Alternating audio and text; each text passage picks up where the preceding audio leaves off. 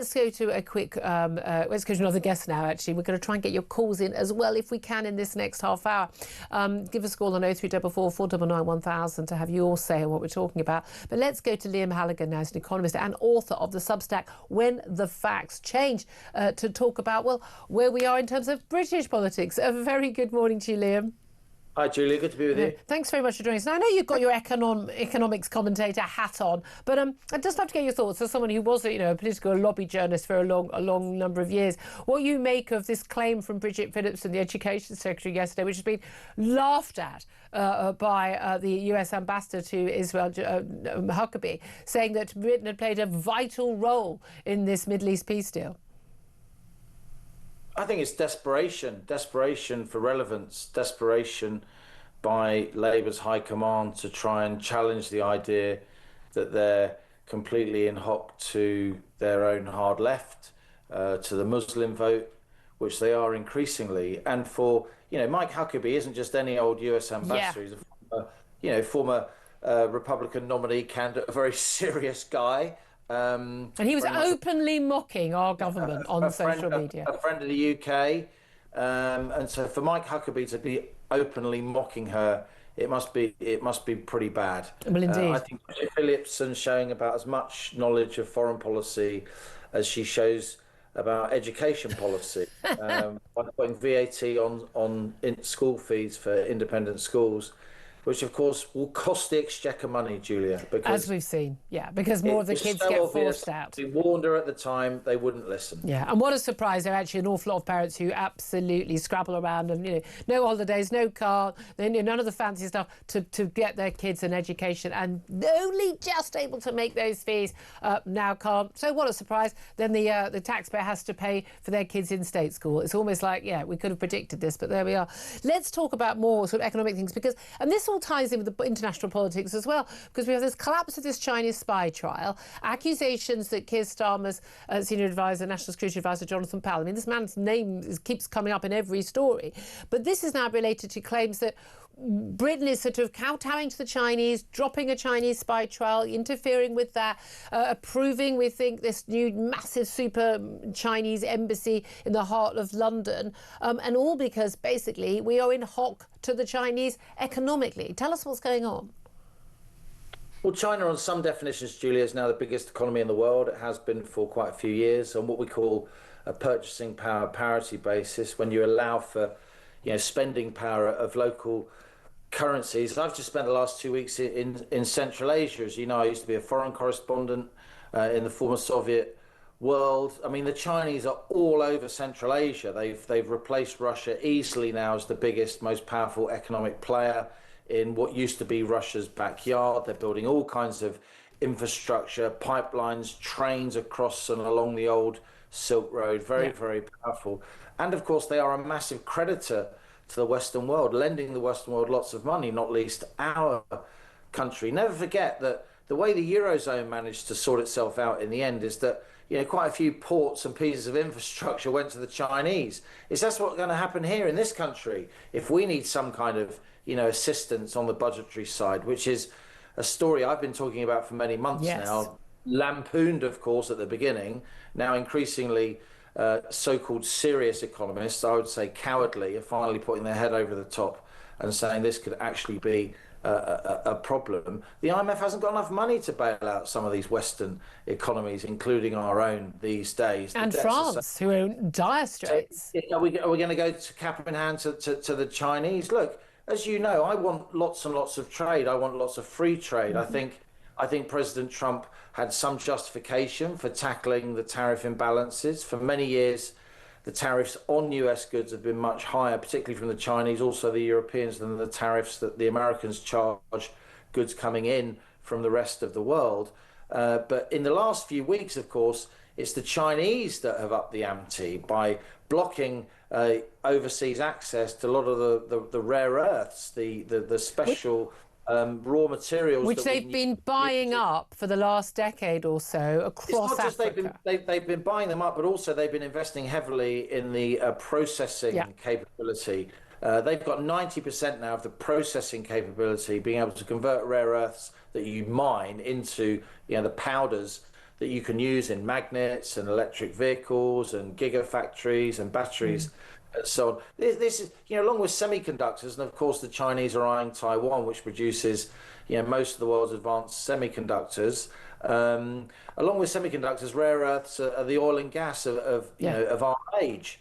And the Chinese are in a very, very powerful position. So but it is extraordinary this has been allowed to happen. This has been creeping along. And again, I know you've been talking about this, I've been talking about this, but when we're tying our hands with high energy prices, buying Chinese-made, electric cars, ruining our car industry, our steel industry, you name it, every other industry, and tying our own hands for any other manufacturing.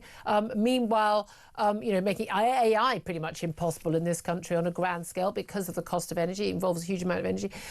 Not building up our military, not being economically secure in any way at all, and then getting into massive debt, selling off, our capital city to Qatar, to China as well. It seems to me that our supposed, clever ruling classes, the technocrats, the bureaucrats who we were told are oh so clever and will do such a better job than running the country than, us mere mortals, us voters. They've not been very good at it. Well, there aren't really that many plaudits and post-politics professional opportunities. If you ask the tough questions when you're actually in office, the way our political and media class seems to work is those people that stand up for reality and ask grown-up questions, they just seem to be dismissed as awkward and having bad values. It's absolutely nonsense. I think the public is screaming for the grown-ups to stand up and exert some kind of discipline in the way we run our public finances, in the way we run our foreign policy. What I do know, Julia, and I've seen a lot of these people throughout the years I've spent knocking about British politics and economics, is there's an awful lot of our political media class who are entirely self-serving. They'll sell our country's interests down the river if it means they get a nice post-retirement sinecure with one of the great powers. That's not how it should work. People should be respected for their analytical ability, standing up for their own country in a fair but firm way, promoting free trade, but not in a way which completely, submits and surrenders to anyone else. Because economic power is military power. You can't be in military power without economic power. You can't be in economic power without secure energy, without basic supplies. It's amazing how much they don't seem to get stuff. You're an expert in this. I'm absolutely not, but I could grasp it. I find it strange that the people who are supposedly experts can't. Let's talk about what is coming up economically in this country, though, because we're paying lots of focus on what's going on, in Number 10 or on our streets or in Israel. But we are sitting there with that sort of tsunami approaching us of the autumn budget on November the 26th. And there doesn't seem to be anyone at all who doesn't expect there to be tax rises. The question is what tax rises we are going to get, who they're going to hit, and who's going to be blamed for it? Because I think, frankly, laughable claims over the weekend that the Rachel Reeves, the Chancellor, is going to try and blame Nigel Farage for the fact she's got to put taxes up. Yeah, I think it's complete displacement activity by Labour. They think they're being very, very clever playing these political parlour games, or maybe we can calibrate and pivot and go for this part of the electorate if we blame these people. Pure fantasy. Financial markets, they don't give a monkeys about these parlour games. They don't give a monkeys about the fiscal rules. What they care about is cold, hard cash flow, Julia, and the cash flow is really bad. We're borrowing upwards of 10, 15 billion quid every single month as a government, sometimes even more. A big chunk of that, between half and 2/3 most months of what we're borrowing, we're spending on debt, more debt interest on existing debt. So that begins to look like a Ponzi scheme. And why has Rachel Reeves put the budget so far ahead in the future? It just extends the pain. She's absolutely killed the top end of the housing market by saying, oh, maybe stamp duty will change, maybe it will go, who knows, lots of speculation. Already the OBR is warning, as they've been warning for some months to their credit, that if you put up in capital gains tax anymore, you're actually going to get a lot less capital gains tax. We are now beyond the peak of what we call the Laffer curve, where putting up high tax rates means that you actually get less tax revenue. Look, it's almost the most sensible thing she could do now is break them. If she's going to go down that higher tax route, which I wouldn't, I would be having proper, attempts to slow down the rate of increase and even lower spending in some parts of the UK. A third more civil servants than 2016, Yeah. everybody. Why? That's Well, completely... but you've got to have, come on, there's no doubt mad. about it. Liam Halligan, it's a fact that the country is a third better run now we've got all those extra civil servants. Haven't you noticed? I haven't noticed, I'm afraid. And it's almost as if the most sensible thing to do, if she is going to go down the tax route, is actually to put up one of the big taxes, because at least by trying to put up all these smaller taxes, you're just doing so much damage to specific wealth-creating activities that the rest of the country needs. She thinks she's being really clever putting up employer national insurance. Yeah. Well, well done, Rachel, because hiring's fallen off a cliff Yeah. since last October. So I think Labour need to get hold of the public finances in a much more meaningful way. But I don't think they will, because I don't think they've got the intellectual grit, determination, or otherwise. And ideologically, a lot of people on the Labour backbenches, they think that the only reason a Labour Party exists is to increase taxes and spend more. And more, beneficence to hand it out to their people. Not the way to run a country. It really isn't. Liam Halligan, economist, author of the Substack When the Facts Change. Well worth a read. Thank you very much indeed for joining us. Sam Armstrong is still with me in the studio.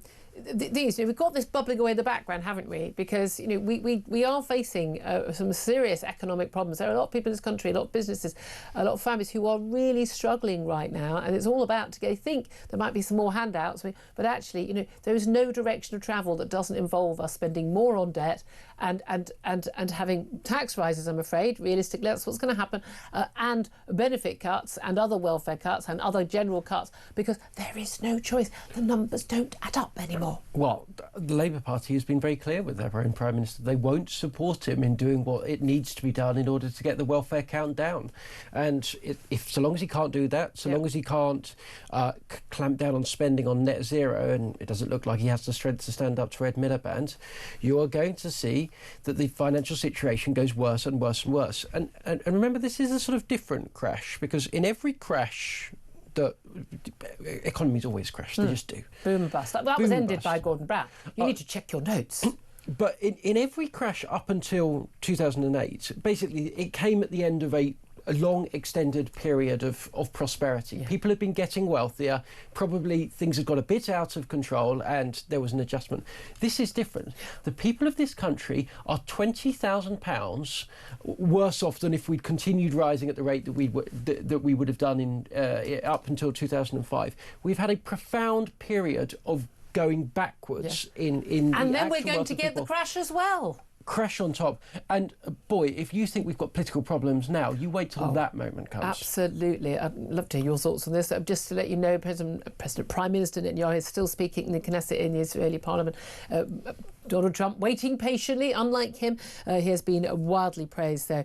Netanyahu has said that Donald Trump's name will be engraved in Israel's history and in the annals of humankind. And he has personally thanked Donald Trump for that. And he says this, that obviously every single live hostage is now back in Israel territory. But he also said he is committed to this peace. I promise you we'll bring you Donald Trump live when he does speak. Right now, let's take a very quick break, then we'll get to your calls. This is Talk.